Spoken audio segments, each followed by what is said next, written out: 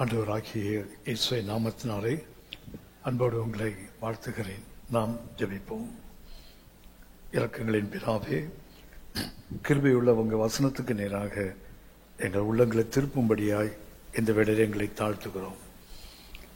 உமது பரிசுத்த கரங்களிலிருந்து எவைகளை நாங்கள் பெற்றுக்கொள்ள வேண்டுமோ, வேத வசனத்திலிருந்து எவைகளை கற்றுக்கொள்ள வேண்டுமோ அவைகளை கற்றுக்கொள்ள தேவரீர் எங்களுக்கு கிருபை பாராட்டுவீராக. வேதத்தின் மகத்துவங்களுக்கான பிரகாசமுள்ள மனக்கண்களை எங்களுக்கு தருவீராக. எங்கள் ஆண்டவர் இயேசுவின் மூலம் பிதாவே, ஆமென், ஆமென். ஆண்டவராகிய இயேசுவின் நாமத்தினாலே மறுபடியும் உங்களை வாழ்த்துகிறேன். எபேசியர் நிருபம் 6ஆம் அதிகாரம் 17ஆம் வசனம். ரட்சண்யம் என்னும் தலைச்சீராவையும் தேவ வசனமாகிய ஆவியின் பட்டயத்தையும் எடுத்துக் கொள்ளுங்கள். ரட்சண்யம் என்னும் தலைச்சீராவையும் தேவ வசனமாகிய ஆவியின் பட்டயத்தையும் எடுத்துக் கொள்ளுங்கள். வேதம் நமக்கு கொடுக்கின்ற 6வது சர்வாயுதம் தேவ வசனமாகிய ஆவியின் பட்டயம், சோர்ட் ஆஃப் த ஸ்பிரிட் என்று ஆங்கிலத்தில் வாசிக்கிறோம். இதுவரை கர்த்தர் 5 சர்வாயுத வர்க்கத்தை கர்த்தர் நமக்கு கொடுத்திருக்கிறார் சபைக்கு. ஒன்று சத்தியம் என்னும் கச்சை, அடுத்து நீதி என்னும் மார்க்கவசம், சமாதானத்தின் ஆயத்தம் என்னும் சுவிசேஷத்தின் ஆயத்தம் என்னும் பாதரட்சை, விசுவாசம் என்னும் கேடகம், ரட்சண்யம் என்னும் தலைச்சீரா. இந்த 5ஐயும் கர்த்தர் நமக்கு கொடுத்திருக்கிறார். இதுவரை இந்த 5ம் தேவனுடையவைகள் என்று நாம் கவனித்துக் கொண்டிருந்தோம். இந்த 5மே தேவனுடையதை தேவன் தன் சபைக்கு கொடுத்திருக்கிறார். எதிரியை எதிர்த்து நிற்க திராணி உள்ளவர்களாகும்படி, ஜெயம் பெற்றவர்களாக வாழ்வதற்கு கர்த்தர் இந்த 5ஐயும் கொடுத்திருக்கிறார். 6வதாக கொடுப்பது இது வேத வசனமாக தேவ வசனமாகிய ஆவியின் பட்டயம். இது கர்த்தர் தன்னுடையதை கொடுக்கவில்லை, தன்னையே கொடுத்திருக்கிறார். முதல் 5ம் தன்னுடைய சர்வாயுதத்தை கொடுத்தார். ஆனால் இப்போது கர்த்தர் தன்னையே சபைக்கு அந்த வேத வசனமாகிய ஆவியின் பட்டயமாக கர்த்தர் கொடுத்திருக்கிறார். உபாகமம் 33ஆம் அதிகாரம், உபாகமம் 33ஆம் அதிகாரம் 29ஆம் வசனம். இஸ்ரவேலே, நீ பாக்கியவான், கர்த்தரால் ரட்சிக்கப்பட்ட ஜனமே, உனக்கு ஒப்பானவன் யார்? உனக்கு சகாயம் செய்யும் கேடகமும் உனக்கு மகிமை பொருந்திய பட்டயமும் அவரே. உன் சத்துருக்கள் உனக்கு இச்சகம் பேசி அடங்குவார்கள், அவர்கள் மேடுகளை மிதிப்பாய் என்று சொன்னான். இங்கே வாசிக்கிறோம், கர்த்தரே உனக்கு பட்டயம் என்று வாசிக்கிறோம். கர்த்தர் தான் நமக்கு பட்டயம் என்று வேதம் சொல்லுகிறது. ஆகவே இதுவரை கர்த்தர் கொடுத்தது தன்னுடைய ஆயுதங்களை கொடுக்கிறார். இப்போது தன்னையே கொடுக்கிறார். எதற்கென்றால் இந்த எதிரியை மேற்கொள்வதற்கு முதல் கொடுத்த 5ம் நம்மை காப்பதற்கு. ஆனால் 6வதாக கொடுப்பது எதிரியை தாக்குவதற்காக. எதிரியை தாக்குவதற்கு தேவன் தன்னையே பட்டயமாக கொடுக்கிறார். அவர்தான் மகிமை பொருந்திய பட்டயம், அவர்தான். ஆகவே தேவன் தன்னை கொடுக்கிறார். வேத வசனமாகிய ஆவியின் பட்டயமாக சபைக்கு கொடுத்திருக்கிறார். அப்படியானால் இந்த வாள் என்பது, பட்டயம் என்பதை நாம் வேதத்தில் சில கருத்துக்களை கவனிக்கிறோம். ஒன்று, இந்த பட்டயம் என்றால் அதற்கு கர்த்தருடைய மகிமையும் மகத்துவமும் நிறைந்தது. சொல்லப்போனால் கர்த்தருடைய மகிமையும் மகத்துவமான பட்டயம் என்று சங்கீதம் 45:3 வாசிக்கிறோம். சங்கீதம் 45:3 வாசிக்கிறோம். கர்த்தர் மகிமையும் மகத்துவமான பட்டயம் என்று வேதம் சுட்டி காட்டுகிறது. சௌரியவானே, உமது மகிமையும் உமது மகத்துவமாகிய உம்முடைய பட்டயத்தை நீர் உம்முடைய அறையிலே கட்டிக்கொண்டு. அப்படின்னா கர்த்தர் அந்த பட்டயம் எப்படிப்பட்ட பட்டயம் என்றால் இது மகிமை நிறைந்தது. 2வது தேவனுடைய மகத்துவமான பட்டயம். இந்த மகிமை என்பதற்கு பயன்படுத்துகின்ற எபிரேய வார்த்தைக்கு அர்த்தம் அழகு என்றும் அர்த்தம் உண்டு. அழகு, பியூட்டி, அழகு என்ற அர்த்தம். மகத்துவம் என்பதற்கு கம்பீரம், மாட்சிமை என்ற அர்த்தம். அப்படியானால் கர்த்தர் சபைக்கு கொடுக்கிற தன்னையே பட்டயமாக கொடுத்திருக்கிறார். அந்த பட்டயத்தின் தன்மை என்னவென்றால் கர்த்தருடைய மகிமையும் மகத்துவமும் நிறைந்த பட்டயம். 2வதாக கர்த்தர் உபாகமம் 32ஆம் அதிகாரம், உபாகமம் 32ஆம் அதிகாரம் 41ஆம் வசனத்தில் வாசிக்கிறோம், கருக்காக்கப்பட்ட மின்னும் பட்டயம் என்று வேதம் சொல்லுகிறது. மின்னும் என் பட்டயத்தை நான் கருக்காக்கி என் கையானது நியாயத்தை பிடித்துக் கொள்ளுமானால் என் சத்துருக்களிடத்தில் பழிவாங்கி என்னை பயக்கிறவர்களுக்கு பதிலளிப்பேன். இந்த கருக்காக்கப்பட்ட மின்னும் பட்டயம் என்று கர்த்தருடைய பட்டயத்தை குறித்து நாம் கவனிக்கிறோம். அதன் பொருள் என்னவென்றால் நீதியாக நியாயம் தீர்க்கிறவர், இரண்டாவதாக பழி வாங்குகிறவர், மூன்றாவது பதில் அளிக்கிறவர். அந்த உபாகம் 32:41 தேவனுடைய பட்டயம் அது கருக்காக்கப்பட்ட மின்னும் பட்டயம் என்றால் அது என்ன செய்யும் என்றால், ஒன்று அவர் நியாயமாக நியாயம் தீர்க்கிறவர், இரண்டாவதாக அவர் பழி வாங்குகிற தேவன், மூன்றாவதாக அவர் பதில் அளிக்கிற தேவன். மூன்று தன்மைகளையும் தான் இந்த கருக்காக்கப்பட்ட மின்னும் பட்டயம் என்பது நமக்கு சுட்டி காட்டுகிறது. மூன்றாவதாக இந்த பட்டயம், கர்த்தருடைய பட்டயம் என்பது அல்லது கர்த்தர் பட்டயம் என்றால் அதற்கு பொருள் என்னவென்றால் அக்கிரமக்காரனை அழிக்கின்ற பட்டயம் என்று அதற்கு பெயர். அக்கிரமக்காரனை அழிக்கின்ற பட்டயம். ஏசாயா 11ஆம் அதிகாரம், ஏசாயா தீர்க்கதரிசியின் புஸ்தகம் 11ஆம் அதிகாரம் 4ஆம் வசனம். நீதியின்படி ஏழைகளை நியாயம் விசாரித்து யதார்த்தின்படி பூமியில் உள்ள சிறுமையானவர்களுக்கு தீர்ப்பு செய்து பூமியை தமது வாக்கின் கோலால் அடித்து தமது வாயின் சுவாசத்தால் துன்மார்க்கரை சங்கரிப்பார். அவர் துன்மார்க்கனை சங்கரிப்பது அவருடைய பட்டயத்தின் தன்மை. கர்த்தருடைய பட்டயம் அது எளிமையானவர்களுக்கு விரோதமாக எழும்புகின்ற அந்த துன்மார்க்கர்களை அழிக்கின்ற அந்த பட்டயம். சங்கீதம் 17:13 இதே கருத்தை உறுதிப்படுத்துகிறது. சங்கீதம் 17:13.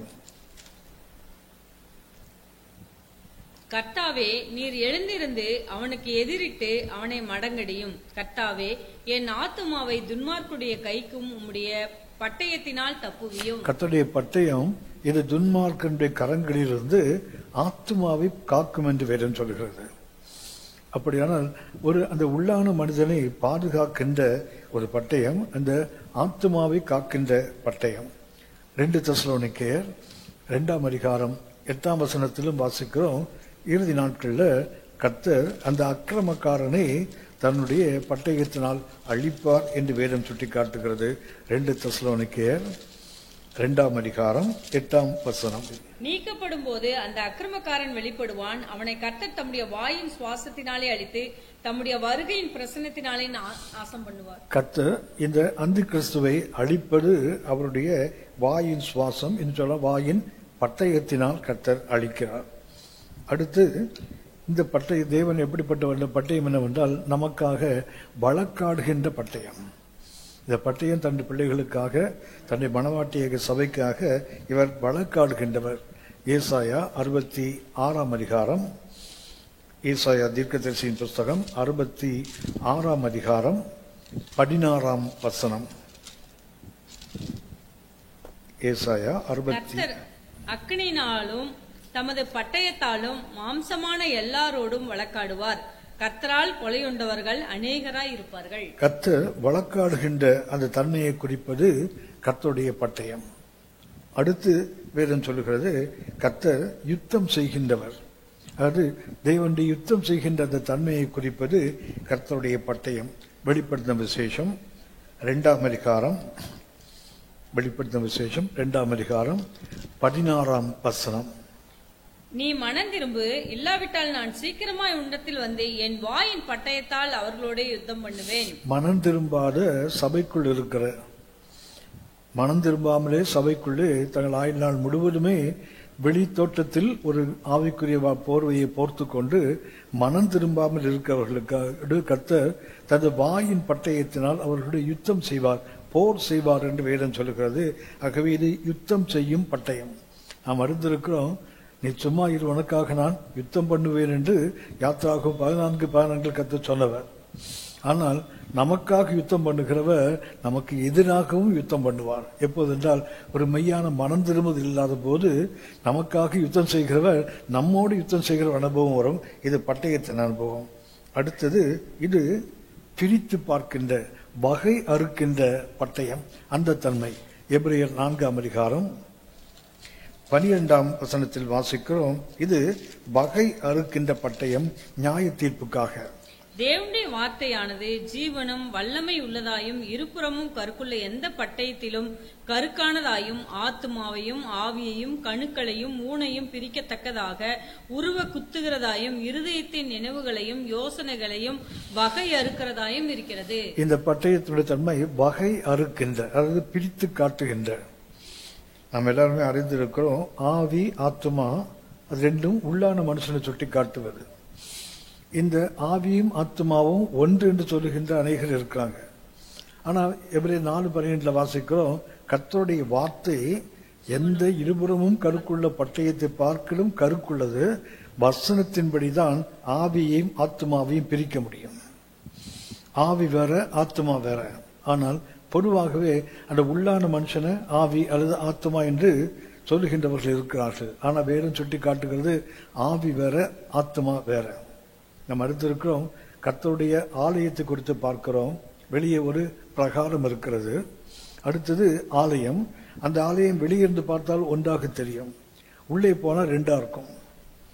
உள்ளே போனால் பரிசுத்த ஸ்தலம், மகா பரிசுத்த ஸ்தலம் ரெண்டா இருக்குது. ஒரு மனிதனை கர்த்தருடைய ஆலயம் என்று 1 கொரிந்தியர் 3:16, 1 கொரிந்தியர் 6:19 வாசிக்கிறோம். நாம் தான் கர்த்தருடைய ஆலயம். இந்த உடல் என்பது இந்த பிரகாரம். உள்ளான மனிதன் ஆவி ஆத்மா ரெண்டும் சேர்ந்தது. சொல்ல போனால் பரிசுத்த ஸ்தலமும் மகா பரிசுத்த சேர்ந்ததுதான் ஆவி மகா பரிசுத்த ஸ்தலம், ஆத்மா பரிசுத்த ஸ்தலம். இதுதான் வெளியிருந்து பார்த்தா ஒன்றா தெரியும், உள்ளே போனா ரெண்டா இருக்கும். இது வேத வசனத்தின்படித்தான் இதை பிரித்து பார்க்க முடியும். ஆகவே இது வகை அறுக்கிறது. இரண்டாவதாக வேறு அழகாக சொல்லுகிறது, இருதயத்தினுடைய அந்த எண்ணங்கள், இருதயத்தினுடைய நோக்கங்கள். சொல்ல போனா thoughts and intent of the heart. அப்படி இருதயத்தினுடைய நோக்கம் என்ன, இருதயம் என்ன சிந்திக்கிறது, இது மற்றவங்களுக்கு தெரியாது. ஆனால் வேத வசனமாகிய பட்டயம் அதை வகை அறுக்கும். ஏனென்றால் அதுக்கு அடுத்த வசனம் வாசிக்கிறோம், நியாய தீர்ப்புக்கு ஏதுவானது. 4:13.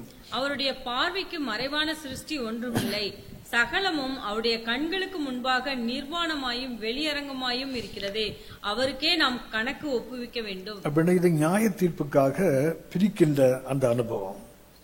எபிரேயர் 4:12-13 இது வகை அறுக்கக்கூடியது. ஆவி ஆத்துமாவை தனியாக பிரிக்கிறது. இருதயத்தின் யோசனைகள், எண்ணங்கள், நோக்கங்களே அது பிரித்து பார்க்கிறது. ஏனென்றால் நாம் ஒவ்வொருவரும் கர்த்தருக்கு முன்பாக நியாய தீர்ப்பில் கணக்கு கொடுக்க வேண்டும். ஆகவே இது வகை அறுக்கின்ற பட்டயம். அடுத்த ஒன்றை வாசிக்கிறோம், இது பலப்படுத்தும் பட்டயம். இந்த பட்டயம் பலப்படுத்தும். நாம் அதைத்தான் எபேசியர் 6:17, எபேசியர் 6:17. ரட்சணை என்னும் தலைச்சீராவையும் தேவ வசனமாகிய ஆவியின் பட்டயத்தையும் எடுத்துக் கொள்ளுங்கள். அந்த பட்டயம் எப்படிப்பட்டதான்? ஆவியின் பட்டயம் என்றால் a sword energized by the spirit, ஆவியினாலே பலப்படுத்தப்பட்ட ஒரு பட்டயம். ஆண்டவர் இயேசு எளிமையாக சொன்னார், வார்த்தை கொள்ளுகிறது, ஆவி உயிர்ப்பிக்கிறது. நான் சொல்லுகிற வார்த்தை ஆவியாகவும் ஜீவனாகவும். யோவான் 6:63 வாசிக்கிறோம். அப்படின்னா கர்த்தருடைய வார்த்தை என்பது ஆவியாக ஜீவனாக இருப்பது. அதைத்தான் எபேசியர் 6:17 வாசிக்கிறோம். கர்த்தருடைய வார்த்தை என்பது பட்டயம். அந்த வார்த்தை தேவ ஆவியினாலே பலப்படுத்தப்படுகிறது. ஆகவே இதை கர்த்தர் சபைக்கு கொடுத்திருக்கிறார் என்றால் டு ஸ்ட்ரெங்தன் தி சர்ச், சபையை பலப்படுத்தி எதிரியை எதிர்த்து நின்று வெற்றி பெறுவதற்காக கர்த்தர் தனது பட்டயத்தை, அது எனர்ஜைஸ்ட் பை தி ஸ்பிரிட், ஆவியினுடைய பலத்தினால் அது பலப்படுத்தப்பட்டதால் சபைக்கு கொடுத்திருக்கிறார். ஆகவே கர்த்தருடைய பட்டயத்தை குறித்து நாம் 6 கருத்துக்களை கவனிக்கிறோம். கர்த்தர் தான் பட்டயம். அந்த பட்டயத்துக்கு முதலாவது தன்மை என்னவென்றால் அது மகிமையும் மகத்துவமும் நிறைந்தது.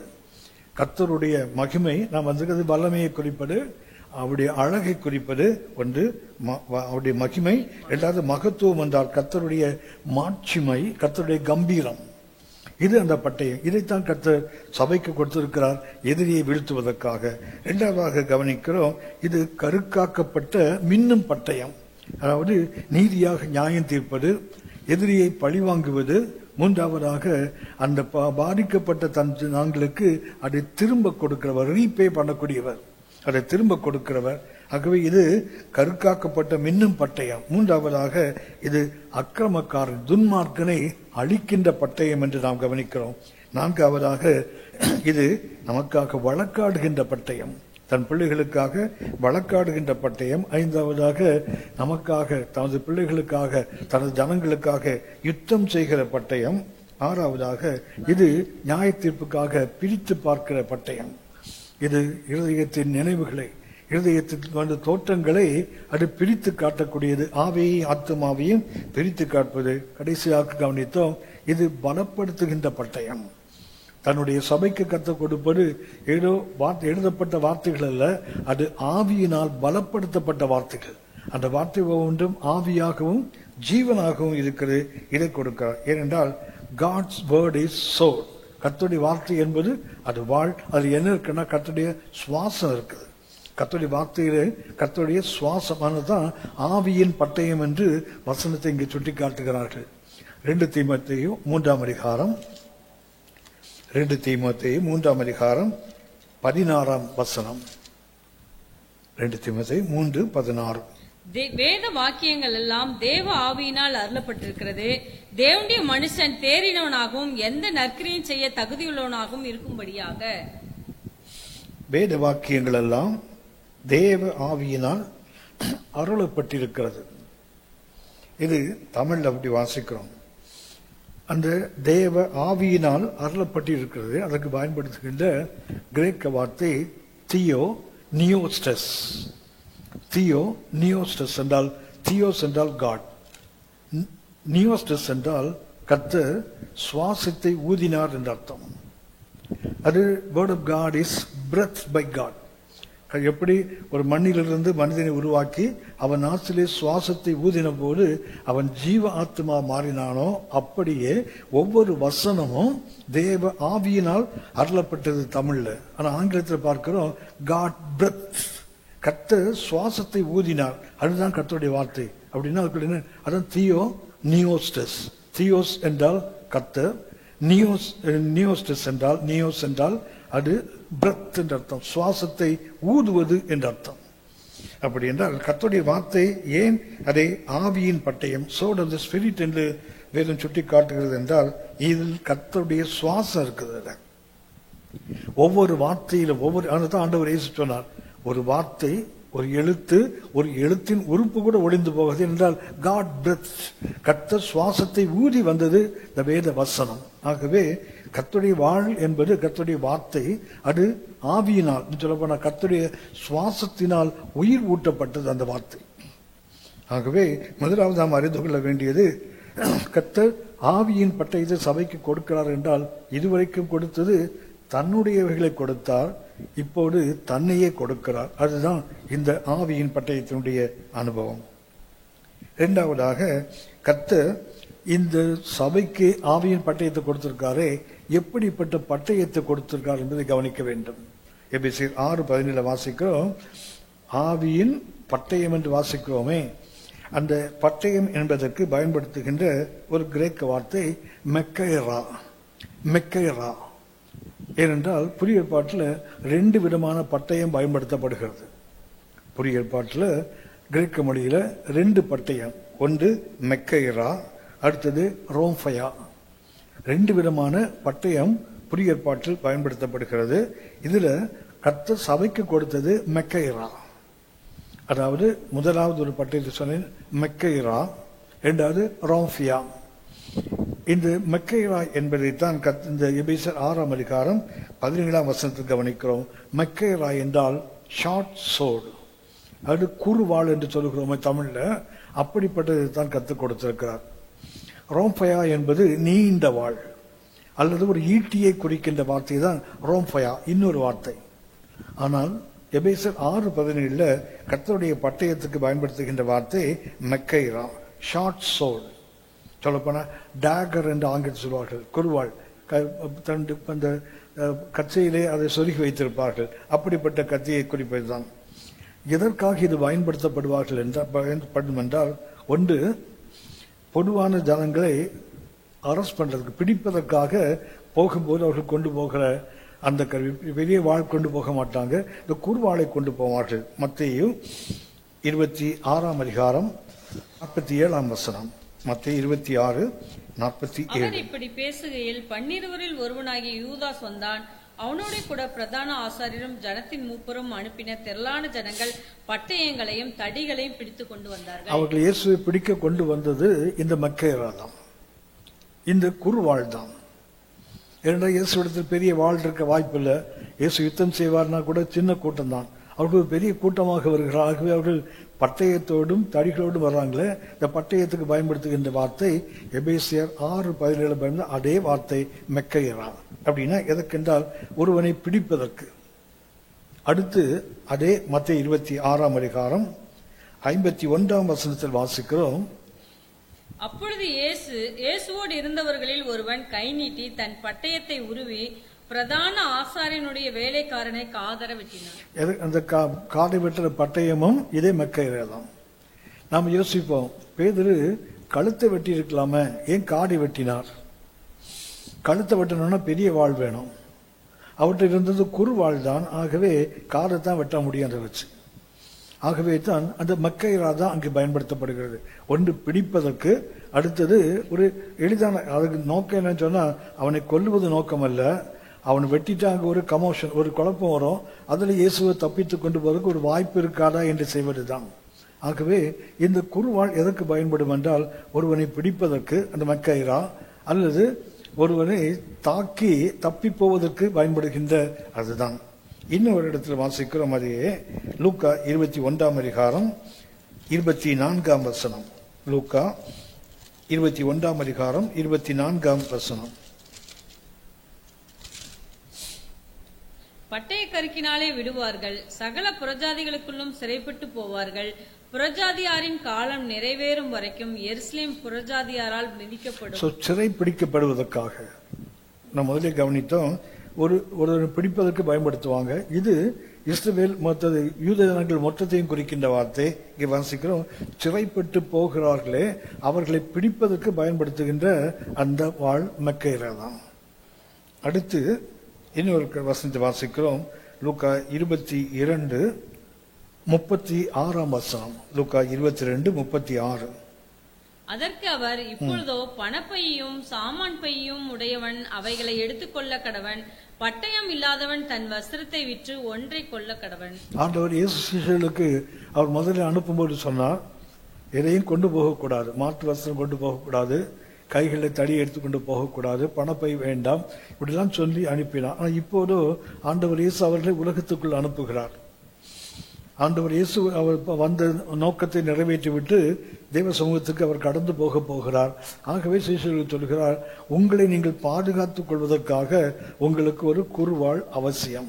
அங்கே சொல்லப்பட்ட வார்த்தையும், பட்டயம் இல்லாதவன் வஸ்திரத்தை விற்றாகிலும் ஒரு பட்டயத்தை வாங்கி சொன்னது என்னவென்றால் தற்காப்புக்காக, பிறரை தாக்குவதற்காக அல்ல. 38 வசனம். அதற்கு அவர்கள், ஆண்டவரே, இதோ இங்கே 2 பட்டயம் இருக்கிறது என்றார்கள். அவர் போதும் என்றார். போதும் என்றால் அத்தனை பேர் சொல்றாங்க, போதும்னா இந்த 2 இருக்குல்ல, அதை வச்சு நீ யுத்தம் பண்ணிக்கோன்னு அர்த்தம். அப்படி இல்லை. போதும் என்றால் ஆண்டவர் சொன்னார், பட்டயம் இல்லாதவன் வஸ்திரத்தை விற்று பட்டயத்தை வாங்கிக்கொள். இது இந்த மக்கேரா. அப்போ பரிசுத்த பேர் சொல்றாங்க, ஆண்டவரே எங்கள்ட்ட 2 இருக்குது, போதும். அதுக்கு அர்த்தம் என்ன? இது இருக்கணும், எடுத்து பயன்படுத்தக்கூடாது. பட்டயத்தை எடுத்து பேரு காதை வெட்டும் போது அவனுக்கு சொன்னான், பட்டயத்தை இருக்கும், பட்டயத்தால் விழுந்து விடுவான். எதுக்கு கொடுத்தவனுக்கு பட்டயத்தை? உன்னை பாதுகாத்துக் கொள்வதற்கு தான், பெரிய தாக்குவதற்கல்ல, உன்னை காப்பதற்கு தான் இந்த பட்டயம். ஆகவே இது மக்கேரா என்பதை நாம் கவனிக்கின்றோம். இது பிடிப்பதற்கு, அடுத்து இது சின்ன தாக்குதலை செய்து தப்பித்துக் கொள்வதற்காக, மூன்றாவதாக சிறைப்பட்டு போகிற ஜனங்களை யாரும் வெட்டி கொல்ல மாட்டாங்க, அடிமைப்படுத்தி கொண்டு போவாங்க. அவனுக்கு உயிர் போயிடக்கூடாது, அவர்கள் செத்து விடக்கூடாது, ஏன்னா அடிமைகளாக அவர்கள் பயன்படுத்தப்பட வேண்டும். ஆகவே ஒரு சின்ன கீறல், சின்ன ஒரு காயங்கள் உண்டாக்கி கொண்டு போவதற்கு பயன்படுத்துகின்ற மக்கேரா. அடுத்தது ஆண்டு சொன்னார், இது ஃபார் செல்ஃப் டிஃபென்ஸ், சுய பாதுகாப்புக்காக இதை நான் உனக்கு கொடுத்திருக்கிறேன் மக்கேரா. சொல்ல போனா இந்த மக்கேரா எதுக்கு கொடுக்கறாங்கன்னு சொன்னா, மத்தேயு 10 அதிகாரம் 34 வசனம். மத்தேயு 10 அதிகாரம் 34 வசனம். பூமியின் மேல் சமாதானத்தை அனுப்ப வந்தேன் என்று எண்ணாதிருங்கள், சமாதானத்தை அல்ல பட்டயத்தை அனுப்ப வந்தேன். இதுக்கு அர்த்தம் என்னன்னா, இந்த மெக்கைரா தான், இது இந்த இடத்துல மெக்கைரா தான். அதுக்கு அர்த்தம் என்றால் யூஸ் ஃபார் ஆர்டினரி வயலன்ஸ். ஒரு சாதாரணமான ஒரு போருக்கல்ல, ஒரு சாதாரணமான சமூகத்தில் ஒரு சின்ன குழப்பத்தை உண்டாக்குறதுக்கு இதை பயன்படுத்த வேண்டியதான். சொல்லப்போனா டிஸ்ட்ராய் பீஸ். ஒரு இடம் சமாதானமா இருக்குது, திடீர்னு ஒருத்தன் போய் இந்த மெக்கைரா தூக்கி ஒரு சத்தம் போட்டான்னு சொன்னா எல்லாமே பயப்படுவாங்க. இருக்கிற சமாதானத்தை கெடுப்பதற்கு பயன்படுவதுதான் இந்த மெக்கைரா. அடுத்து நாம் கவனித்தோம், இது இந்த மெக்கைரா எங்க இருக்கும் அப்படின்னு சொன்னா அதிகாரத்தின் அடையாளமாகவும் இது சொல்லப்படுகிறது. ரோமர் 13ஆம் அதிகாரம், ரோமர் 13ஆம் அதிகாரம் 4ஆம் வசனம்.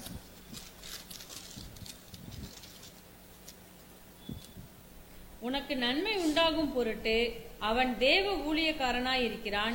நீ தீமை செய்தால் பயந்திரு, பட்டயத்தை அவன் விருதாவாய் பிடித்திருக்கவில்லை. தீமை செய்கிறவன் மேல் கோபாக்கினை வரப்பண்ணும்படி அவன் நீதியை செலுத்துகிற தேவ ஊழியக்காரனாய் இருக்கிறானே. இந்த மெக்கைரா எதுக்கு சொன்னா an instrument of magistrate. ஒரு நீதிபதி இருக்கிறாரு, அவர் கையில ஒரு சின்ன வாள் இருக்கும். அவர் ஒன்றும் வெட்ட போறதில்லை, குத்த போறதில்லை. ஆனால் எதற்கு பயன்படும் என்றால் அவர் நீதியை செலுத்துவதற்கு அடையாளமாக அவர் அதிகாரம் உள்ளவர் என்று காட்டுவதற்கு இந்த மெக்கைரா. இதெல்லாம் சேர்த்து பார்க்கும்போது கர்த்தர் சபைக்கு கொடுத்திருப்பது இந்த குருவாள் தான், மெக்கைரா தான். இது கருத்துட்டு நான் கவனித்திருக்கிறோம். ஆனால் இந்த ரோம்ஃபயா என்று சொன்னேன், நீண்ட வாழ், அது ட்ரோஜன் சோட் என்று சொல்வார்கள். நீண்ட வாழ் அல்லது பெரிய ஈட்டியை குறிக்கின்ற வார்த்தை அது. ரோம்ஃபயா வேதத்தில் வெளிப்படுத்தின விசேஷம் 6ஆம் அதிகாரம் 8ஆம் வசனத்தில் எழுத்தின்படியான ஒரு பட்டயத்தை சுட்டி காட்டுகிறது. நான் பார்த்தபோது இதோ மங்கின நிறமுள்ள ஒரு குதிரையை கண்டேன். அதன் மேல் ஏறி இருந்தவனுக்கு மரணம் என்று பெயர். பாதாளம் அவன் பின் சென்றது. பட்டயத்தினாலும் பஞ்சத்தினாலும் சாவினாலும் பூமியின் துஷ்ட மிருகங்களினாலும் பூமியின் காற்பங்கில் உள்ளவர்களை கொலை செய்யும்படியான அதிகாரம் அவைகளுக்கு கொடுக்கப்பட்டது. இது எழுத்தின்படியே உள்ள நீண்ட, அதாவது கொலைகள் கொள்ளைகள் ஜனங்கள் நடுவே இருக்கிற எல்லா அழிவுகளை உண்டாக்குவதற்கு இந்த ரோம்ஃபயா என்ற வார்த்தை பயன்படுத்து. அதுவும் பட்டயம் தான், ஆனால் நீண்ட பட்டயம். அடுத்து லூக்கா 2ஆம் அதிகாரம் 35ஆம் வசனத்துல மிகுந்த வியாகுலத்தின் அடையாளமாக இந்த ரோம்ஃபயா சொல்லப்படுகிறது. மிகுந்த வியாகுலம், லூக்கா 2:35. உன் ஆத்மாவையும் ஒரு பட்டயம் உருவி போகும் என்றார். சிமியோன் மரியன்னையை பார்த்து சொல்லுகின்ற வார்த்தை. ஆண்டவர் இயேசுவினுடைய அந்த பாடுகள் மரணத்தை அவர் எப்படி சுட்டி காட்டுகிறார். உன் ஆத்மாவையும் ஒரு பட்டயம் ஊடுருவி செல்லும். இங்கேயும் அந்த ரோம்ஃபயா என்ற வார்த்தை தான். வழக்கமாக நாம் கத்தோலிக்க திருச்சபையில் உள்ள அந்த படங்களை பார்த்தால் மத மேரிக்கு ஹார்ட் வெளியேற்கமா இருக்கும். ஒரு வாள் ஒன்று போயிட்டு குறுக்கி போற மாதிரி இருக்கும். வியாகுல மாதா நிறைய பேர் சொல்றாங்க இருக்கு போது. ஆக்சுவலா அங்கே இருப்பது இந்த மெக்கைரா இல்ல, ரோம்ஃபயா, நீண்ட வாழ். அதாவது வேதனையின் உச்சக்கட்டத்துக்கு வியாகுலத்துக்கு பயன்படுத்துகின்ற வார்த்தை அது. அடுத்து வெளிப்படுத்தின விசேஷத்துல 5 முறை இந்த ரோம்ஃபயா பயன்படுத்தப்படுகிறது. வெளிப்படுத்தின விசேஷத்துல 5 முறை இந்த ரோம்ஃபயா. உதாரணமாக வெளிப்படுத்தின விசேஷம் 1ஆம் அதிகாரம் 16ஆம் வசனத்துல ஆண்டவர் இயேசுவினுடைய வாயை குறித்து சுட்டி காட்டுகிறார்கள். தமது வலது கரத்திலே 7 நட்சத்திரங்களை ஏந்தி கொண்டிருந்தார். அவர் வாயிலிருந்து இருபுறமும் கருக்குள்ள பட்டயம் புறப்பட்டது. அவருடைய முகம் வல்லமையாய் பிரகாசிக்கிற சூரியனை போல் இருந்தது. இங்கே ஆண்டவர் இயேசுவினுடைய வாயிலிருந்து புறப்படுகின்ற அந்த இருபுறமும் கருக்குள்ள பட்டயம் ரோம்ஃபயா. அது மெக்கைரா இல்ல, அது ரோம்ஃபயா. இதே போல இன்னும் 4 இடங்களில் வெளிப்படுத்தின விசேஷத்தில் நாம் அதை வாசிக்கிறோம். இந்த ரோம்ஃபயா என்ற வார்த்தை, இந்த வார்த்தை ஆண்டவர் இயேசுவோடு சம்பந்தப்பட்டு சொல்லப்பட்டிருக்கிறது. ஆகவே 2 விதமான வாழ் புதிய பாடலில் சொல்லப்படுகிறது. இதுல எபேசியர் 6:17 சொல்லப்பட்டது மெக்கைரா, அதாவது அந்த குறுவாள். இது நாம் கவனித்தோம். எதற்காக இது கொடுக்கப்படும் என்று கவனித்தோம். ஒன்று, நாம் ஒரு சின்ன சலனத்தை உண்டாக்கி அல்லது கொஞ்சம் சமாதானத்தை குலைத்து நாம் விடுதலை பெறுவதற்கு. அடுத்த ஒன்றை கவனித்தோம், இது நம்மை காத்துக் கொள்வதற்காக கொடுக்கப்படுகின்ற பட்டயம். அதுதான் சபைக்கு கொடுக்கப்பட்டிருக்கிறது. ஆகவே sword given by God to the church, சபைக்கு கத்த கொடுத்த அந்த வாள் என்னவென்றால் அது நீண்ட வாள் அல்ல. பிறரை தாக்கி பிறரை கொன்று பிறரை அழிக்கின்ற அந்த பட்டயம் அல்ல. சொல்ல போனால் தற்காக்கின்ற பட்டயம். தன்னை காத்துக் கொள்கின்ற பட்டயம். இன்னும் சொல்ல போனால் ரோமர் 13:4 வாசித்தோம், நீதிபதியின் கையில் இருக்கிற நியாய தீர்ப்பினுடைய அதிகாரத்தின் பட்டயம் என்று அந்த மக்கேராவை நான் கவனிக்கிறோம். அடுத்து இந்த மக்கேராவை, இந்த பட்டயத்தை நமக்கு தெரியும், இது எழுத்தின்படியான பட்டயம் இல்லை, இது spirit of the sword of the spirit, ஆவியின் பட்டயம். இன்னும் சொல்ல போனா தேவ வசனமாகிய ஆவியின் பட்டயம். ஆகவே இது நேரடியாக பார்க்க ஒரு வாள் அல்ல. அப்படின்னா வார்த்தையை பயன்படுத்தி எப்படி நாம் வெற்றி பெறுவது? சபை இன்னைக்கு கற்றுக்கொள்ள வேண்டியது என்னவென்றால், நாம் எதிரோடு எதிர்த்து நிற்க திராணி உள்ளவனாய் மாற வேண்டும். அதுக்கு என்ன தேவை என்றால், வார்த்தையை பயன்படுத்தி எப்படி நாம் வெற்றியை பெறுவது. இதற்கு வேதத்தில் ஒரு நல்ல உதாரணத்தை நாம் கவனிக்கலாம். How to use word as sword of God, sword of spirit. ஆவியினுடைய பட்டயமாக கர்த்தருடைய வார்த்தையை எப்படி பயன்படுத்த முடியும்? 1 சாமுவேல் 14ஆம் அதிகாரம் 1 முதல் 23 வரை யோனத்தானையும் அவனுடைய ஆயுததாரியையும் நாம் கவனிக்கிறோம். 1 சாமுவேல் 14 1 முதல் 23 வசனங்கள். அந்த வசனத்தில் எப்படி வார்த்தையை கொண்டு எதிரியை வீழ்த்த முடியும், வார்த்தையை ஆவியின் பட்டயமாக பயன்படுத்தி எப்படி வெற்றியை பெற முடியும் என்பதற்கு ஒரு நல்ல உதாரணம். ஏனென்றால் 1 சாமுவேல் 14:1 தான் ஆரம்பிக்கிறது.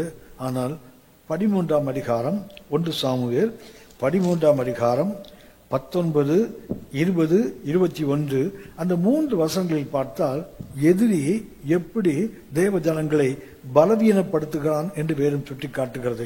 19ஆம் வசனம், எபிரேயர் பட்டயங்களை ஆகிலும் ஈட்டிகளை ஆகிலும் உண்டு பண்ணாதபடிக்கு பார்த்து கொள்ள வேண்டும் என்று பெலிஸ்தர் சொல்லி இருந்தபடியால் இஸ்ரவேல் தேசத்தில் எங்கும் ஒரு கொல்லன் அகப்படவில்லை. இஸ்ரவேலர் யாவரும் அவரவர் தங்கள் கொழு விரும்புகளையும் தங்கள் மண்வெட்டிகளையும் தங்கள் கோடரிகளையும் தங்கள் கடப்பாறைகளையும் தீட்டி கூர்மையாக்குகிறதற்கு பெலிஸ்தரிடத்துக்கு போக வேண்டியதாயிருந்தது. கடப்பாறைகளையும் மண்வெட்டிகளையும் முக்கூறுள்ள ஆயுதங்களையும் கோடரிகளையும் தாற்றுக்கோள்களையும் கூர்மையாக்குகிறதற்கு அரங்கள் மாத்திரம் அவர்களிடத்தில் இருந்தது. எதிரியுடைய தந்திரம் இதுதான். 19ஆம் வசனத்தில் வாசிக்கிறோம், அவர்கள் இஸ்ரவேலில் ஒரு கொல்லன் கூட இல்லாம எல்லாரையும் சிறைப்பிடிச்சிட்டு போயிட்டாங்க. அதாவது உருவாக்குகின்றவர்களை முதல்ல எதிரி தேசத்திலிருந்து அகற்றுகிறான். முதலாவது அளித்த நாம் வாசிக்கிற 19ஆம் வசனத்தில், எபிரேயர்கள் பட்டயங்களை ஆகிலும் ஈட்டிகளை உண்டு பண்ணாதபடிக்கு பார்த்து கொள்ள வேண்டும் என்று பெலிஸ்தியர் சொல்லி இருந்தபடியால் இஸ்ரவேல் தேசத்தில் எங்கும் ஒரு கொல்லன் கூட அகப்படல. அதாவது போர் செய்வதற்கு கருவிகளை உருவாக்கி கொடுக்கின்றவர்களை எதிரி முதல் எடுக்கிறான். எப்போதுமே ஒரு சபையை பலவீனப்படுத்த வேண்டுமானால் அந்த சபையை யார் உருவாக்குகிறார்களோ அவங்களை வெளியே கொண்டு போவாங்க. யார் சபைக்கு ஒரு விளக்கு தண்டாக நிற்கிறாங்களோ அந்த விளக்கு தண்டை தான் அகற்றுவான். இங்கே நாம் பார்க்கிறோம், எதிரி பெலிஸ்தேர் என்ன செய்கிறான், இஸ்ரவேலில் எங்கும் ஒரு கொல்லன் கூட இல்லை, அதாவது உருவாக்குகிறவன் இல்லை. அதான் அவனுடைய முதல் தந்திரம். இரண்டாவதாக அந்த 20ஆம் வசனத்தில் வாசிக்கிறோம், இவன் என்ன செய்கிறான் என்றால் பிறரை சார்ந்து வாழ செய்கிறான். கொல்லன் எடுத்துட்டு போயிட்டான். அடுத்தது இவர்களிடம் இருக்கக்கூடிய அந்த கருவிகளை இவர்கள் மறுபடியும் பழுது பார்க்க வேண்டுமானால் எங்க தான் போகணும், பெலிஸ்தேர் தான் போகணும். அது டிபெண்டிங் அதர்ஸ். நாம் நின்றுவிடக்கூடாது. அது பிசாசுடைய தந்திரம். ஒன்று, உருவாக்குகிறவன் எடுத்து விட்டான். இரண்டாவது, தனிப்பட்ட ஒவ்வொருவனையும் அவன் நின்று விடக்கூடாது, யாரையாவது ஒருவரை சார்ந்து வாழ்வது போல செய்து விடுவான். Depending others. ஆவிக்குரிய வாழ்க்கையில இன்றைக்கும் அடுத்தவங்க முழங்கால நம்பி வாழ்கின்றவர்கள் அநேகர் இருக்காங்க. அவர்கள் சொந்த முழங்கால நின்று ஜெபிப்பு தேவ சமூக கிருபைகளை பெற்றுக் கொள்வதற்கு இன்றைக்கு அந்த அளவுக்கு அவர்களுக்கு இல்லாம, உங்களுக்கு பிரச்சனையா எங்கிட்ட வாங்க, உங்களுக்கு பிரச்சனையா எங்கள்கிட்ட சொல்லுங்க, எங்களுடைய ஜெப கோபுரத்துக்கு எழுதுங்க, எங்களுக்கு இப்படித்தான் சொல்லுகிறார்கள். இதை சொன்னால் கூட ஜனங்களுக்கு இன்னைக்கு கோபம் வருது. ஜனங்கள் இன்னைக்கு வருத்தப்படுகிறார்கள், சண்டைக்கு வந்துருவாங்க. ஆனால் உண்மை அதுதான். எதிரியின் தந்திரம் என்னவென்றால், நாம் நின்று தேவ சமூகத்தில் கிருபையை பெற்றுவிடக்கூடாது. இன்னும் ஒரு தேவ மனிதனை, இன்னும் ஒரு தேவ பிள்ளையை சார்ந்து வாழக்கூடிய அந்த சார்பு வாழ்க்கைக்குள்ளே கொண்டு போய் விடுகிறான். மூன்றாவதாக அந்த 21ஆம் வசனம் பார்த்தால், அவர்களிடம் இருந்த அந்த கருவிகளை பார்த்தால் கடப்பாறை, மண்வெட்டி, முக்கூறுள்ள ஆயுதங்கள், கோடரிகள், தாற்றுக்கோள்கள் இவைகளெல்லாம் எதுக்கு இவன் என்ன கொடுத்து வச்சிருக்கான்? ஒரு அறத்தை, ஒரு ஃபைலை கொடுத்து வச்சிருக்கான். ஒரு ஆயுதம் முனை மழுங்கி போனால் அதை என்ன செய்யணும் சொன்னா, அதை அதிக பிரயாசம் எடுத்து தான் அதை கூர்மையாக்க முடியும். இரும்பு கூர்முனை மழுங்கி போனால் அதை மறுபடியும் காய்ச்சி அதை அடிச்சு அதை பழைய கொண்டு வந்து அதுக்கப்புறம் தான் அந்த முனையை கூர்மையாக்குவார்கள். ஆனா எதிரி என்ன பண்ணிட்டான், உன்னிடத்து மழுங்கி போன ஆயுதம் இருக்குதா, நீ அதை என்ன பண்ணு, அதை ஒரு அறத்தை வச்சு தேய்ச்சிட்டு உட்கார்ந்துரு. என்ன ஆகுன்னு சொன்னா, அதை புதிதாக்க முடியாது, அதிக பிரயாசத்தை கொடுக்க பண்ணி வச்சிருவான். அதான் எதிரியின் தன்மை. இந்த 3 தன்மைகளை அவன் செய்கிறான். ஒன்று, உருவாக்குகிறவனை அழித்து விடுகிறான். இரண்டாவது, தேவ சமூகத்தில் தனித்து நின்று தேவனோடு போராடுகின்ற அந்த தன்மையை எடுத்து விடுகிறான். பிறரை நம்பி வாழ கற்றுக் கொடுக்கிறான். மூன்றாவதாக, அவன் சும்மா ஏதோ அந்த நேரத்துக்கு ஏதாவது ஒன்று செய்யணுமே தவிர ஒரு அறத்தை கொடுத்திருக்கிறான். ஒரு தாற்றுக்கோள், ஒரு கோடாரி, இதெல்லாத்தையும் பண்ணு சொன்னா ஒரு அறத்தை வச்சு எவ்வளவு நேரம் அது கூர்மையாக்க முடியும்? அது முனை மழுங்கி போய் தான் இருக்கும். இதை எதிர் செய்கிறான். ஆகவே அந்த 1 சாமுவேல் 13ஆம் அதிகாரம் 22ஆம் வசனத்தில் வாசிக்கிறோம். யுத்த நாள் வந்தபோது சவுலுக்கும் அவன் குமாரனாகிய யோனத்தானுக்குமே அன்றி சவுலோடும் யோனத்தானோடும் இருக்கிற ஜனங்களில் ஒருவர் கையிலும் பட்டயம் ஈட்டியும் இல்லாதிருந்தது. பட்டயம் இல்லை, ஈட்டியும் இல்லை. அப்படி யுத்தம் செய்கின்ற கருவிகள் எதுவுமே இல்லை. அரசனிடத்தில் இருக்கிறது அவனுடைய மகன் 2 பேர் தான் இருக்குது, வேற யாரிடத்திலும் இல்லை. இப்ப எதிரி எந்த அளவுக்கு தேவ ஜனத்தை நிராயுதபாணியாக மாற்றி வைத்திருக்கிறான். அவர் ஆயுதம் இல்லாதவர்களாக, பயிற்சி இல்லாதவர்களாக, யுத்தம் செய்ய திராணி இல்லாதவர்களாக மாற்றி வைத்திருக்கிறான். இந்த நேரத்தில் தான் யோனத்தான் எழும்புகிறான். அவன் எப்படி இந்த வார்த்தையினால் அந்த யுத்தத்தை செய்கிறான் என்பதுதான் 1 சாமுவேல் 14ஆம் அதிகாரம் 1ஆம் வசனம். ஒரு நாள் சவுலின் குமாரனாகிய யோனத்தான் தன் ஆயுததாரியாகிய வாலிபனை நோக்கி, நமக்கு எதிராக அந்த பக்கத்தில் இருக்கிற பெலிஸ்தரின் தானியத்துக்கு போவோம் வா என்று சொன்னான். அதை அவன் தன் தகப்பனுக்கு அறிவிக்கவில்லை. முதலாவதாக இனிஷியேட்டிவ். கர்த்தர் நமக்கு ஆவியின் பட்டயத்தை கொடுத்திருக்கிறார். தேவ வசனமாகிய ஆவியின் பட்டயம். இந்த பட்டயத்தை நாம் பயன்படுத்த எதிரி நம்மை நிராதபடியாக மாற்றி வைத்திருக்கிறான். ஆயுதங்கள் 2 பேர்ட்ட தான் இருக்குது, வேற தேசம் முழுவதும் இல்லை. இந்த நிலையில யோனத்தான் யாராவது தூண்டி அல்லது அவன் தகப்பன் சொல்லி அவன் எழும்பவில்லை. மாறாக எதிரி பாளையம் இறங்கி சுத்தி இருக்கிறாங்க, பலவீனப்படுத்தி விட்டு அவன் பாளையம் இறங்கி இருக்கிறான். அப்போது யோனத்தான் யாருடைய தூண்டுதல் இல்லாமல் அவனாக எழும்புகிறான். இதுதான் இன்றைக்கு வார்த்தையாகிய அந்த ஆவியின் பட்டயத்தை பயன்படுத்த வேண்டுமானால் முதல்ல இன்னொருவர் வந்து நம்மை தூண்டக்கூடாது, இன்னொருவர் வந்து நம்மை தூண்டிவிட வேண்டும், நம்மை தூக்கிவிட வேண்டும் என்று எதிர்பார்க்க கூடாது. நாம் இன்றைக்கு இருக்கின்ற உலகம் நம்மை தூக்கி விடுகின்ற உலகம் அல்ல, தள்ளி விட்டு வேடிக்கை பார்க்கிற உலகம். நாம் எங்கே விடுவோம் என்று பார்த்து கொண்டிருக்கிற உலகம். இந்த உலகத்தில் இன்னொருவரை சார்ந்து வாழ முடியாது. 2 ராஜாக்கள் 4ஆம் அதிகாரம் 1ஆம் வசனத்தில் வாசிக்கிறோம். 2 ராஜாக்கள் 4ஆம் அதிகாரம் 1ஆம் வசனம். தீர்க்கதரிசிகளின் புத்திரரில் ஒருவனுக்கு மனைவியாயிருந்த ஒரு ஸ்திரீ எலிசாவை பார்த்து, உமது அடியானாகிய என் புருஷன் இறந்து போனான், உமது அடியான் கர்த்தருக்கு பயந்து நடந்தான் என்பதை அறிவீர். கடன் கொடுத்தவன் இப்போது என் 2 குமாரையும் தனக்கு அடிமைகளாக்கி கொள்ள வந்தான் என்றாள். நாம் அறிந்திருக்கிறோம், ஒரு தேவ மனிதன், சொல்ல போனா தீர்க்கதரிசியின் புத்திரன், அவன் கடனோடு மரித்து விடுகிறான். ஒரு தீர்க்க தரிசன ஊழியம் செய்கிறவன் கடனோடு மரிக்கிறான் என்றால் அவன் உண்மையா கர்த்தருடைய வார்த்தையை சொல்லியிருப்பான். உண்மையாக தேவன் சொன்னதை அப்படியே சொன்னால். எனது பெண் சொல்றாங்க, எனது புருஷன் கர்த்தருக்கு பயந்து நடந்தான் என்பதை நீ அறிந்திருக்கிறேன்னு சொல்றாங்க. அப்படின்னா ஒரு தீர்க்க தரிசன ஊழியம் செய்கிறவன் கடனோடு மரிக்கிறான், தரித்திரத்தில் வாழ்ந்து மரிக்கிறான் என்றால் அவன் தேவன் சொன்னதை உண்மையாக சொல்லி இருக்கிறான். எரேமியா தீர்க்கதரிசி சொல்லுவார், கர்த்தர் சொன்ன வார்த்தையை நான் சொன்னால் கேட்கிறவங்க அடிக்கிறாங்க, கர்த்தர் சொன்னதை நான் சொல்லாவிட்டால் அது எலும்புகளுக்குள் அடைபட்டிருக்கிற அக்னியை போல இருக்குது. சொன்னால் வெளியே அடிப்பாங்க, சொல்லலைன்னா உள்ள அடி கிடைக்கும். இதுதான் தீர்க்க தரிசன ஊழியத்தினுடைய நன்மை. இங்கே பார்க்கிறோம், உண்மையாக ஊழியம் செய்த ஒரு தீர்க்க தரிசி அவன் மரித்து விடுகிறான் கடனோடு. கடன் கொடுத்தவர்கள் வந்து அவருடைய 2 பிள்ளைகளை அடிமைப்படுத்த வந்திருக்காங்க. அவருடைய நம்பிக்கை கணவன் மேல, கணவன் மரித்து விட்டான். இப்போது அடுத்தவருடைய பிள்ளைகள் மேல் தான் நம்பிக்கை வரும். அந்த பிள்ளைகளும் அடிமைகளாக போக போறாங்க. இப்போ இந்த சூழலில் தான் இந்த பெண் எலிசாவிடத்தில் நிற்கிறார்கள். நான் வாசிக்கிறோம், கடன் கொடுத்த பிள்ளைகளே அடிமைகளாக்க வந்தான் என்றால்னு போட்டிருக்குது தமிழ்ல. ஆனால் ஆங்கிலத்தை பார்த்தீங்கன்னா கதறி அழுதாள்ங்கிற வார்த்தை இருக்கும். ஹார்ட் கிரை. கணவனை இழந்து பிள்ளைகளை இழக்க போகிற சூழ்நிலையில ஒரு பெண் சும்மா சொல்லிட்டு இருப்பாங்க, கதறி அழுகிறாள். ஆனால் அவள் கதறி அழுதாளை தவிர அந்த கண்ணீரில் மூழ்கி விடவில்லை. அவள் புறப்பட்டு தேவ மனுஷன் முன்னாடி நிற்கிறாங்கல்ல, யாரும் அவளை நீ எலிசாட போன்னு சொல்லல, இல்லை எலிசா நீ என்னிடத்தில் வா என்று தேவ மனுஷனும் அழைக்கல, அவளாகவே எழுந்து வந்தாள. வார்த்தையாகிய ஆவியின் பட்டயத்தை எதிர்க்கிறதும் பயன்படுத்த வேண்டுமானால் we must have the initiative, தன்னார்வம். இன்னொருத்தர் நம்ம தூண்டுவாங்க, இன்னொருத்தர் நமக்கு ஜெப உதவி செய்வாங்க, இன்னொருத்தர் நம்மை தாங்கி பிடிப்பாங்க. இதெல்லாம் சபை செய்தாலும் செய்ய முடியாத சூழல்களும் வரும். அப்படி வரும்போது இப்ப யோனத்தானுக்கு யாரிடத்திலும் ஆயுதம் இல்லை, எதிரி சூழ்ந்து இருக்கிறான், என்ன செய்ய முடியும்? அவன் தானாக எழுந்திருக்கான். பாருங்களேன், இதைத்தான் நாம் கற்றுக்கொள்ள வேண்டும். இரண்டாவதாக 4ஆம் வசனம் 1 சாமுவேல் 14:4. 1 சாமுவேல் 14:4. பெலிஸ்தரின் தானியத்திற்கு போக பார்த்த வழிகளின் நடுவே இந்த பக்கம் ஒரு செங்குத்தான பாறையும் அந்த பக்கம் ஒரு செங்குத்தான பாறையும் இருந்தது. ஒன்றுக்கு போசேஸ் என்று பெயர், மற்றொன்றுக்கு சேனை என்று பெயர்.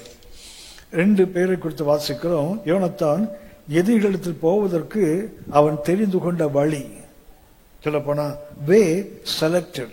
அவன் தெரிந்து கொண்ட வழி என்னவென்றால், எதிரி தானே இறங்கி இருக்கிறான், அங்கே போக வேண்டுமானால் 2 செங்குத்தான பாறை இருக்குது.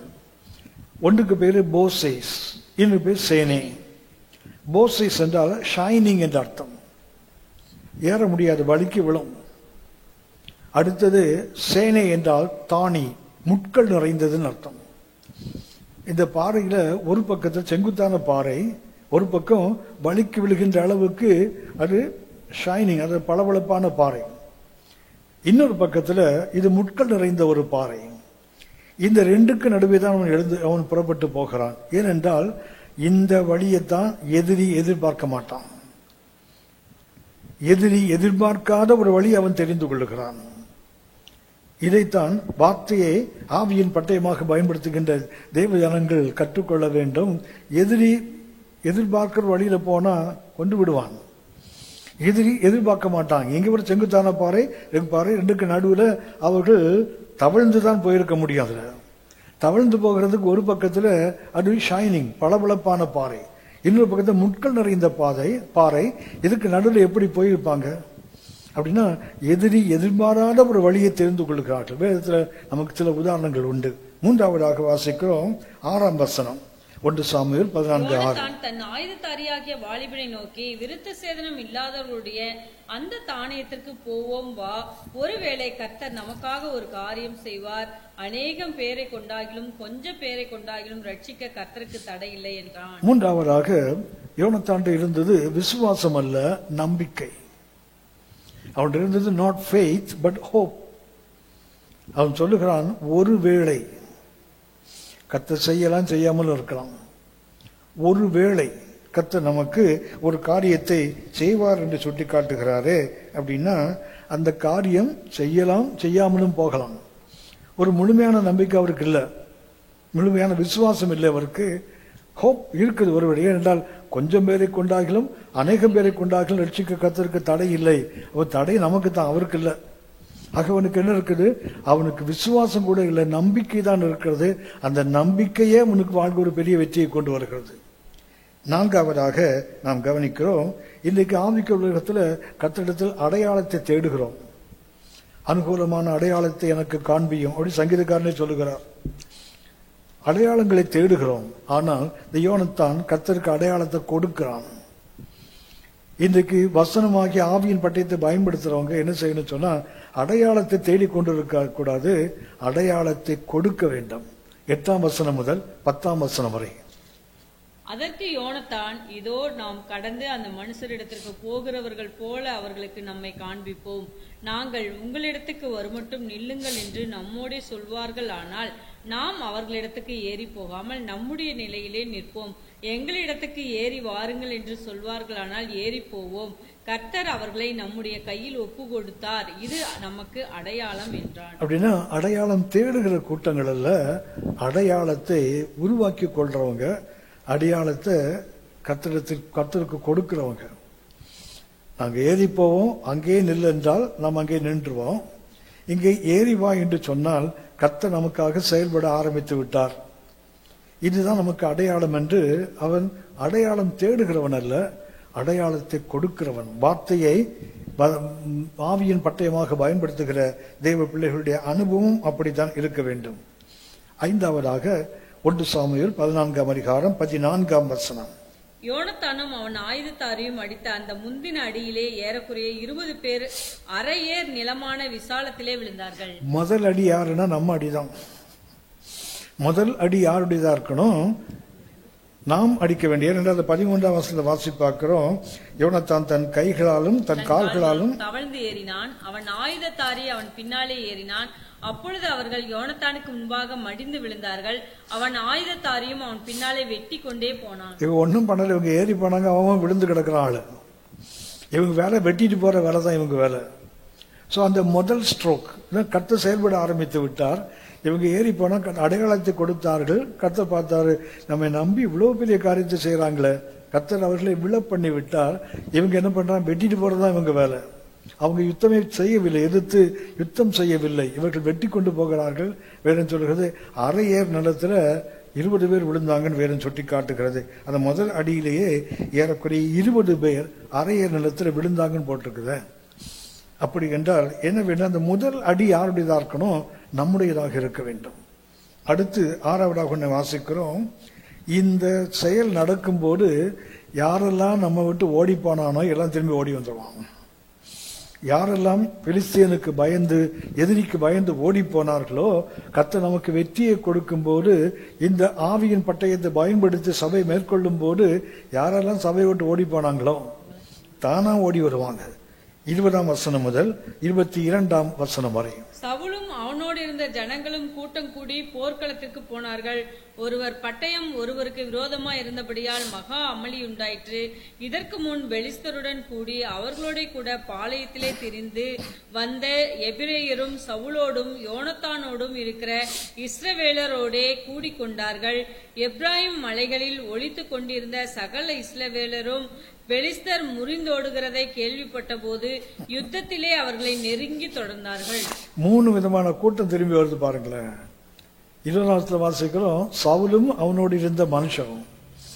இவங்க யாரும் யுத்தத்துக்கு வரக்கூடிய ஆள் இல்லை, பயந்து போய் உட்கார்ந்து இருக்கிறான். 1 சாமுவேல் 14ஆம் அதிகாரம் 2ஆம் வசனத்தில் வாசிக்கிறோம்.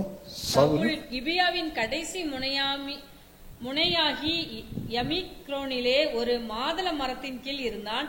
அவனோட கூட இருந்த ஜனங்கள் ஏறக்குறைய 600 பேரா இருந்தார்கள். இவங்கெல்லாம் பயந்து உட்கார்ந்து இருக்காங்க. யுத்தத்துக்கு பயந்து பெலிஸ்தன் வந்து விட்டான், என்ன செய்வது? கர்த்தர் இந்த யோனத்தானுடைய வெற்றியை பார்த்து, அங்கே நடந்த அந்த யுத்த களத்தில் நடந்த அந்த கலகத்தை பார்த்து இவங்களுக்கு தைரியம் வந்துட்டு ஓடி வராங்க. 2ஆவதாக எபிரேயர்கள், இவர்கள் பெலிஸ்தருடைய தானயத்தில் இருந்தாங்களாம். எதிரிகளோடு சேர்ந்து கொண்ட கூட்டம். இங்கே வெற்றி கிடைக்கும் போது அவங்க ஓடி வராங்க. 3ஆவது பயந்த ஜனங்கள், குகைகள்ல, முட்கள் நடுவே, காடுகளில் ஒளிந்து கொண்டிருந்த மக்களும் வெற்றி கேட்டு ஓடி வரான் பாருங்களேன். அப்படியானால் இந்த ஆவியின் பட்டயத்தை கர்த்தர் சபைக்கு கொடுப்பது நோக்கம் என்னவென்றால், நாம் எழுந்து செயல்படும் போது செதறி போன கூட்டெல்லாம் தானாக ஓடி வரும். தானாக வந்து கூட கூடிக்கொண்டு கர்த்தரை மகிமைப்படுத்துகிற ஒரு காலம் கண்டிப்பா வரும். 23ஆம் வசனத்தில் வாசிக்கிறோம். இப்படி கர்த்தர் அன்றைய தினம் இஸ்ரவேலை ரட்சித்தார். அந்த யுத்தம் பெத்தாவேன் மட்டும் நடந்தது. So God saved Israel. கர்த்தர் இஸ்ரவேலுக்கு ரட்சிப்பை கட்டளையிடுகிறார். அந்த நாள்ல கர்த்தரை காப்பாற்றுகிறார். ஏன் சொன்னா, ஒரு தனி மனிதன் எழும்பின போது. அப்படி என்றால் இந்த யோனத்தான் இன்றைக்கு சபை செய்ய வேண்டிய மிக முக்கியமான ஒன்று, கர்த்தர் வேத வசனம், தேவ வசனமாகிய ஆவியின் பட்டயத்தை கொடுத்திருக்கிறார்.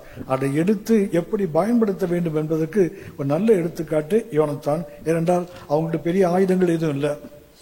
அவன்கிட்ட மாத்திரம் ஆயுதம் இருக்குது. ஆயுததாரி ஒருத்தன் இருக்கிறான், அவங்ககிட்ட கூட ஆயுதம் இருந்துச்சு, அவனோட பாடி கார்டு, அவங்ககிட்ட கூட ஆயுதம் இருந்துன்னு வேடம் சொல்லலை. அப்படிப்பட்ட ஒரு ஒரு மனிதனுள்ள ஆயுதத்தை கொண்டு போய் அவன் ஒரு பெரிய தேசத்தை காப்பாற்றுகின்றான் என்றால் சபை நிச்சயமாக இதை செய்ய முடியும். ஆகவே மிக அவசியமாய் சபை கற்றுக்கொள்ள வேண்டிய ஒரு பாடம். அதை முதலில் சொன்னேன். கர்த்தர் தனது சர்வாயுத வர்க்கங்களை முதல்ல கொடுத்தார் 5. ஆனால் கடைசியாக கொடுப்பது அவரையே கொடுக்கிறார். அவர் தான் அந்த பட்டயம். இந்த பட்டயத்தை நாம் இன்றைக்கு எப்படி பயன்படுத்த முடியும்? யோனத்தானை பார்த்தோம். இன்னைக்கு நாம் எப்படி பயன்படுத்த முடியும்? ஒன்றாவதாக ஆவிக்குரிய வாழ்க்கையில கற்றுக்கொள்ள ஒரு பாடம். வேதத்தை படிப்பது நம்முடைய வாழ்க்கையின் முதல் நிலையாக இருக்கணும். அது பிரியாரிட்டி ஆஃப் அவர் லைஃப். நம்முடைய வாழ்க்கையின் முன்னுரிமை எதற்கென்றால் வேதத்தை படிப்பதற்குத்தான். இன்றைக்கு நமக்கு வேற நிறைய பேர் சொல்றாங்க, பைபிள் படிக்கும்போது தூக்கம் வருதுன்னு சொல்றாங்கல்ல. காரணம் என்னவென்றால், ஒரு 24 மணி நேரம் நம்ம வாழ்க்கையில் இருக்குன்னு சொன்னா இதுல ஒரு சில மணி நேரங்கள் தான் ஆக்டிவ் ஹவர்ஸ். நாம் சுறுசுறுப்பா இருக்கிற நேரம் ஒரு சில மணி நேரம் தான். மீதி நேரத்தில் கொஞ்சம் அசதி இருக்கும், கொஞ்சம் சோர்வு இருக்கும், வேலை பளுவினால வந்த பாரங்கள் இருக்கும், குடும்ப கவலைகள் எல்லாமே சேர்ந்து இருக்கும். நாம் என்ன செய்கிறோம் என்றால், இந்த ஆக்டிவ் டைம் இருக்குல்ல, சுறுசுறுப்பான நேரம், அதில் சமைப்போம், அதில் துணி துவைப்போம், அதில் வீட்டை பெருக்குவோம், அதில் எல்லா, ஏன்னா அப்பதான் நமக்கு முடியும். அந்த வேலை செய்து அசந்து இருக்கிற நேரத்துக்கு பைபிளை தூக்கணும், அப்புறம் ஏன் தூக்கம் வராது? எப்போ நம்ம ஆக்டிவா, அது 24 மணி நேரத்தில் இதுதான் நான் ஆக்டிவா இருக்கிற நேரம், சுறுசுறுப்பா இருக்கிற நேரம், அந்த நேரத்தை பைபிள் படிக்க பயன்படுத்தும். எப்போ நமக்கு நம்ம சோறா இருக்கோ அப்போ எழுந்து வீட்டில் சமையல் பண்ணணும், நம்ம திருப்பி செய்வோம். ஏன் இன்னைக்கு பைபிள் படி தூக்கம் வருதுன்னு சொன்னா, பிசாசு தூக்கம் கொண்டு வரான், அதெல்லாம் சும்மா. அவன் தூக்கம் கொண்டு வர முடியாது, அவன் தூக்கத்தை கெடுப்பான், அவன் கொடுக்க மாட்டான். கர்த்தர் தான் தூக்கம் கொடுக்கிறவர். அவரே தமக்கு பிரியமானவனுக்கு நித்திரை கொடுக்கிறது கர்த்தர் தான். சொல்ல போனா கன நித்திரையை கொடுப்பதும் கர்த்தர் தான். ஏசாயா 28ஆம் அதிகாரத்தில் வாசிக்கிறோம், கன நித்திரையும் கர்த்தர் தான் கொடுக்கறதுதான் வேறும் சொல்லுது. அதனால நித்திரையோ கன நித்திரையோ நிறைய பேருக்கு கண்ணே திறக்க முடியாது, அப்படி கண்ணு சிக்கிட்டு இருக்கும். காரணம் என்ன? கன நித்திரையை பிசாசு கொடுத்தான் பிரதர், பிசாசு கொடுக்கல, கர்த்தர் தான் கொடுக்கிறாரு. ஏசாயா 29:10. கர்த்தர் உங்கள் மேல் கன நித்திரையின் ஆவியை வரப்பண்ணி உங்கள் கண்களை அடைத்து ஞான திருஷ்டிக்காரராகிய உங்கள் தீர்க்கதரிசிகளுக்கு தலைவர்களுக்கும் முக்காடு போட்டார். அப்படின்னா கன நித்திரையை கொடுக்கறதும் கர்த்தர் தான், நித்திரையை கொடுக்கறதும் அவர் தான். கன நித்திரையும் பிசாசு கொடுக்கல, கர்த்தர் தான் கொடுக்கிறார். ஏனென்றால் அடுத்த வசனம் வாசிக்கிறோம், ஆதலால் தரிசனம் எல்லாம் உங்களுக்கு முத்திரிக்கப்பட்ட புஸ்தகத்தின் வசனங்களை போல் இருக்கும். வாசிக்க அறிந்திருக்கிற ஒருவனுக்கு அதை கொடுத்து நீ இதை வாசி என்றால் அவன் இது என்னால் கூடாது, இது முத்தரித்திருக்கிறது என்பான். கர்த்தர் முக்காடு போட்டாரு சொன்னா, கர்த்தர் கன நித்திரை கொடுத்தானா எப்படி பைபிள் புரியும்? வேதம் புரியாது. ஆகவே மிக கவனமாக கற்றுக்கொள்ள வேண்டிய ஒன்று. முதலாவது, என்னுடைய 24 மணி நேரத்தில் எது என்னுடைய முன்னுரிமை என்றால் வேதத்தை படிப்பது. ஏனென்றால் இது ஆவியினால் உரமேற்றப்பட்ட வலுவூட்டப்பட்ட வார்த்தை. இதுக்கு என்ன வேண்டும் என்றால், முதலாவதாக studying word must be my priority, என்னுடைய முன்னுரிமையாக இருக்கணும் ஒன்று. இரண்டாவதாக வார்த்தையை படிப்பது மாத்திரமல்ல, அதை தியானிப்பது என்னுடைய வேலையாக இருக்க வேண்டும். தியானம் மிக மிக அவசியம். இதுக்கு வேதத்தில் 32,000க்கும் மேற்பட்ட வாக்கு தத்தங்கள் இருக்குது. இந்த வாக்கு தத்தங்கள்லாம் தானா சொந்தமாகாது. நமக்கு பார்க்கணும், இன்னைக்கு வருஷம் துவங்கினால் நமக்கு வாக்கு தத்த ஆராதனை, மாதம் துவங்கும் போது வாக்கு தத்த ஆராதனை. தேவ மனிதர்கள் வீட்டுக்கு வந்தால் வாக்கு தத்தங்களை சொல்லி நம்மை உற்சாகப்படுத்தி, நம்மை தைரியப்படுத்தி வசனங்களை சொல்லி கடந்து போறாங்க. ஆனால் இதுல எத்தனை வார்த்தை நம்ம வாழ்க்கையில அனுபவம் ஆயிட்டு என்றால் ஏறக்குறைய 0 தான். ஏனென்றால் நாம் கேட்பதினால் அது சொந்தமாகாது, படிப்பதினால் சொந்தமாகாது, தியானம் பண்ணும் போது அது சொந்தமாகும். வாக்கு தத்தங்கள் எப்போது நமக்கு சொந்தமாகும் என்றால் தியானிக்கும் போதுதான். உதாரணமாக சங்கீதம் 1:3, அவன் செய்வதெல்லாம் வாய்க்கும். எப்ப வாய்க்கும்? சும்மா வாய்த்திராது. அவன் என்ன செய்யணும்? இரவும் பகலும் தியானமா இருக்க மனுஷன் பாக்கியம், அவன் நீர்க்காக நடப்பட்டவன். தன் காலத்தில் தன் கனியே எப்ப நடக்கும் சொன்னா இந்த தியானத்தில் தான் அது நடக்கும். யோசுவா 1ஆம் அதிகாரம் 8-9 வருஷத்துல கர்த்தர் சொல்லுகிறார், நீ தியானிக்கும் போதுதான் இது உனக்கு சொந்தமாகும், நீ வெற்றி பெறுவாய் என்று கர்த்தர் சொல்றாரு. வாக்கு தத்தங்கள் தேவ மனுஷன் கொடுப்பதனால நமக்கு வந்து விடாது. நாம் பைபிள் படிக்கும்போது சில வசனங்கள் நமக்கென்றே அப்படி மேல ஃப்ளோட் ஆகி வரும்போது கர்த்தர் எனக்கு கொடுத்தார், உண்மைதான். ஆனால் அது உடனே வந்துடாது. அதை தியானிக்க தியானிக்க தியானிக்க நமக்குள்ளே அது உருவாவது எப்போன்னு சொன்னா தியானத்துல தான். மூன்றாவதாக நாம் என்ன செய்யணும்? Depending Holy Spirit for guidance. வேதத்தை படிக்கும் போது ஆவியானவரை உதவியோடு தான் வேதத்தை படிக்கணும். அப்பதான் இந்த ஆவியின் பட்டயத்தை எடுத்து பயன்படுத்த முடியும். நாம் இன்றைக்கு ஆவிக்குள்ளாகாம வசனத்தை படிச்சோம்னு சொன்னா அது மாம்சத்தில் படிப்பதாகத்தான் இருக்கும்.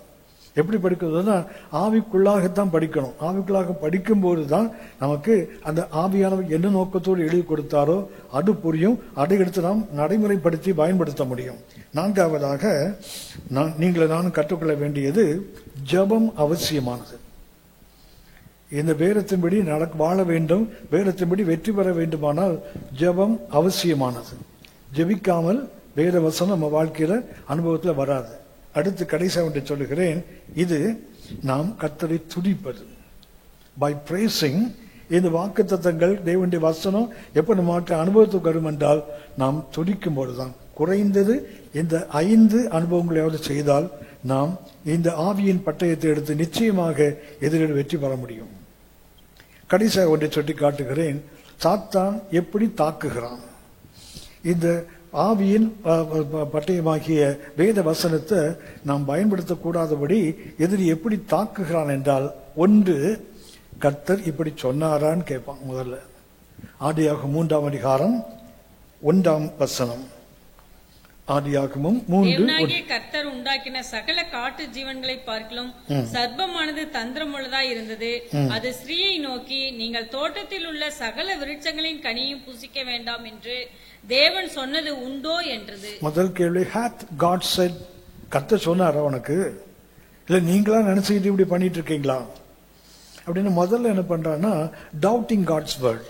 கர்த்தருடைய வார்த்தையை கர்த்தர் சொல்லி இருக்கிறாரு, இவன் வந்து கேட்கிற கர்த்தர் சொன்னாரா அப்படின்னு என்ன பண்றான்? ஒரு சந்தேகத்தை கொண்டு வருகிறான்.